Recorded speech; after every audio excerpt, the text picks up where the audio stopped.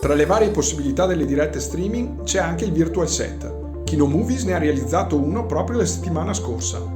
L'utilizzo di questo tipo di strumento permette di abbattere i costi di scenografia e soprattutto di spazio. Per realizzare il video che state vedendo è bastato uno spazio di circa 20 metri quadri, sebbene l'impressione sia quella di essere in uno studio molto grande. Questo aspetto di spazialità restituisce un senso di professionalità e prestigio da parte di chi sta presentando i contenuti. Inoltre, grazie alla regia, si possono aggiungere moltissime chicche visive, come gli sfondi animati o schermi con contenuti video e grafici indipendenti.